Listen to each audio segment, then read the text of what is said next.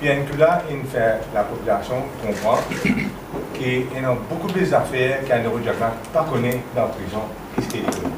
S'il connaît, c'est juste ce qu'il n'entend pas ici par la partie qu'il a raconté, mais en vérité, il n'est pas du tout au courant ni de la situation dans la prison, ni évidemment ce qui rapporte Lam Sang Ling, qui lui-même fait une commandité, il ne connaît rien qui est dans la tête. Et moi, je disposais pour un gaz, vect, qui a un Eurojagnat pas fini rapport Lam Sang Ling.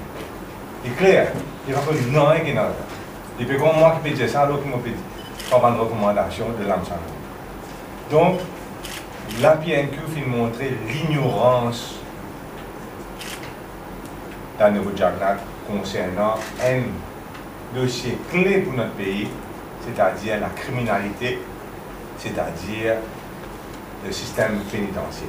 Donc encore une fois, un Eurojagnat fait une mislead dans la House. Il faut bien inquiéter qui peut faire au niveau parlementaire, parce que ça, l'habitude, puis une mislead dans la House là, soit par le ministre, puis un fonctionnaire, puis en fait par le ministre, soit par le ministre peut faire délibérément, on va dire.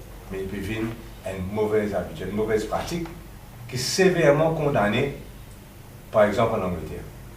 La commission d'enquête coûte 50 millions de roupies au pays.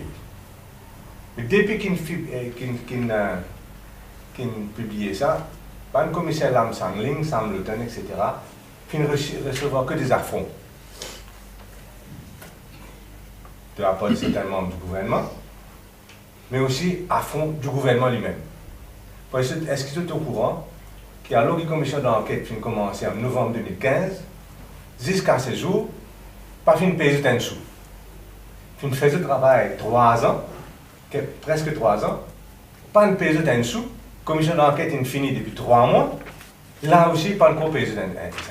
Est-ce que c'est une façon d'être reconnaissant envers un commissaire qui fait prendre risque en de la vie, en de la santé, de la famille, qui fait besoin de mettre bodyguard côté autres, protéger autres, qui fait à l'encontre d'un grand trafiquant de drogue à Maurice, qui va le payer, est-ce qu'il y a une façon de traiter ça?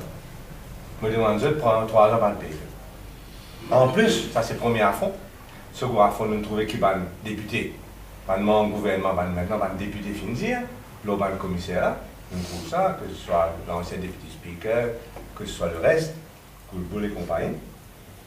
Mais, nous allons dire que le second affront, c'est que le gouvernement ignore tout, on va dire tout, par une grande recommandation de la commission d'enquête.